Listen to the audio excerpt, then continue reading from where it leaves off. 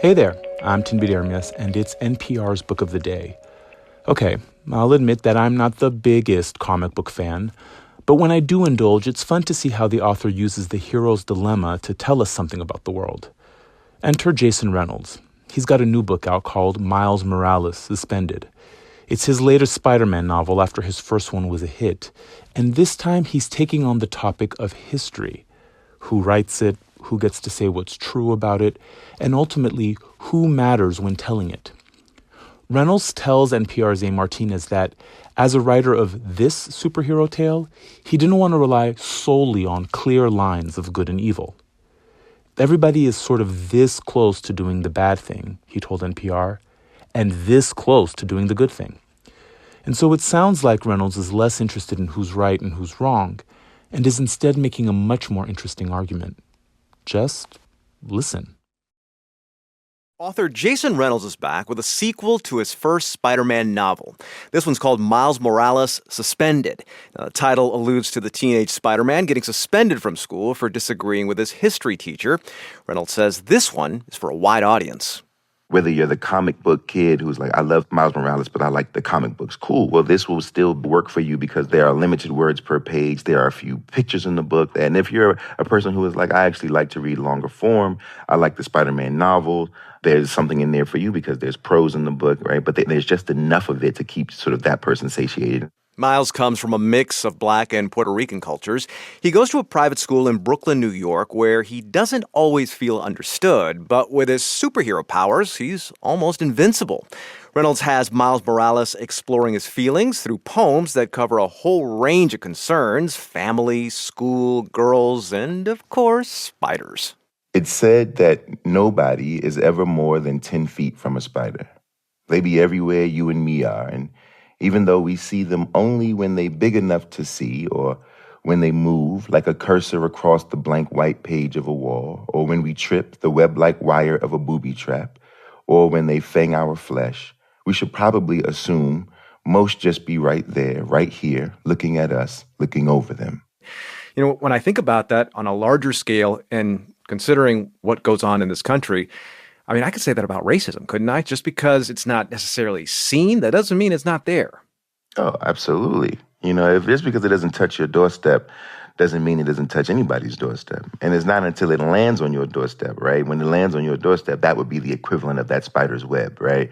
When it lands on your doorstep, suddenly we're forced to acknowledge a thing that seems to be lurking in the shadows for some and crawling up the wall for others. This whole book is sort of full of these entendres and sort of parallels with what's happening in Miles's world and what's happening in the world at large. On that then, because it feels like the response, or this book and the story is a response to some of the attempts to censor history in the classroom, particularly Black and brown history. So to what extent was this book a response to all the political maneuvering we've seen around the country? You know, it's definitely a response, and I don't want to shy away from the fact that it is a response, but I wish it weren't. There's a part of me that wished that I didn't have to make that response. But when it came time to write this book, that was the only thing on my mind. It was top of mind. It was the only thing that I could think about was what's happening when it comes to censorship and banning and challenging of the books that so many of us write for young people specifically. For a lot of us, it doesn't always feel like you're banning the book itself. Sometimes it feels like you're banning the people that those books are about. Like that you're saying that those lives are lives that should only exist in the shadows. That those lives, though they're 10 feet away, and no matter which direction you turn, you keep looking over them. That's the issue with the challenging thing for me. So when it came time to write the book, it was like, well, this is all I can think about at the moment. It's all I'm talking about at the moment. I guess that's what's going to happen in the art. There's a quote in the book, perhaps I stand on the brink of a great discovery, and perhaps after I have made my great discovery, I will be sent home in chains. How does this quote apply to Miles Morales, maybe to a lot of young people today?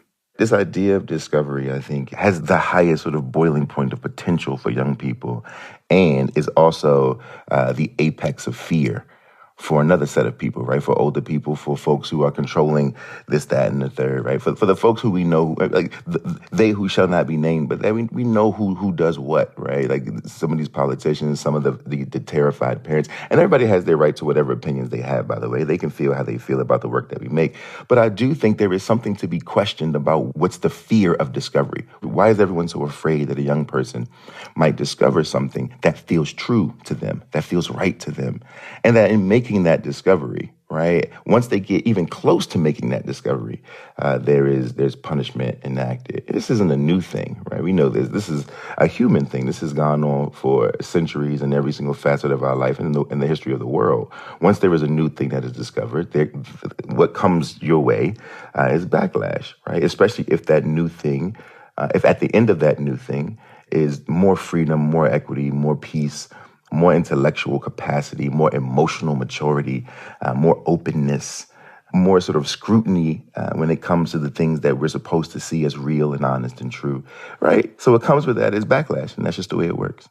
Now, on page 5, another one of Miles Morales' poem is called In School Suspension. Can you read us In School Suspension? I'm only here for telling the truth.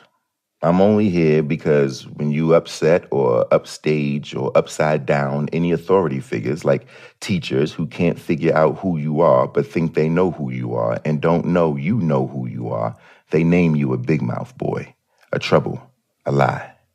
You know, usually in anything that has to do with a superhero, Jason, I think people like to look for the villain, right? Another villain or another being with superpowers that the hero battles against. But it seems like in this book, in the book you wrote, Miles Morales Suspended, it seems like the villain is darkness, a lack of information, a lack of an understanding that things change and that more information is good. Absolutely. I mean, I think that is the villain, though. I love Spider-Man. I love making these books, and I've loved my experience with Marvel. But I will say that for me, villains as people, there are very few actual villainous people, right? There are people who make decisions that feel villainous, right? And who do terrible things to people. But I don't know if there's a person who's all the way bad. I'm not sure if I'm sure there are a few, right? But like we can name a few offhand. But I think most of us are somewhere in the gray, right? Everybody is sort of this close to doing the bad thing and this close to doing the good thing.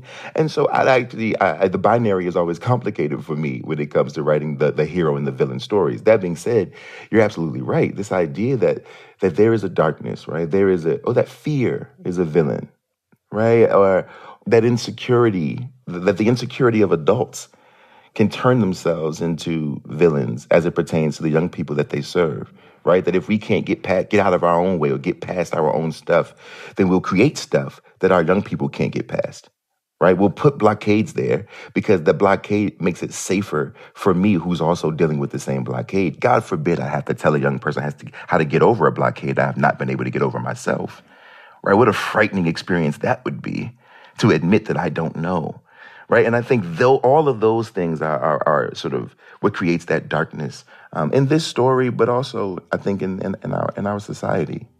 That is Jason Reynolds, author of Miles Morales Suspended, a Spider-Man novel. Jason, thank you. I appreciate you. Good to talk to you.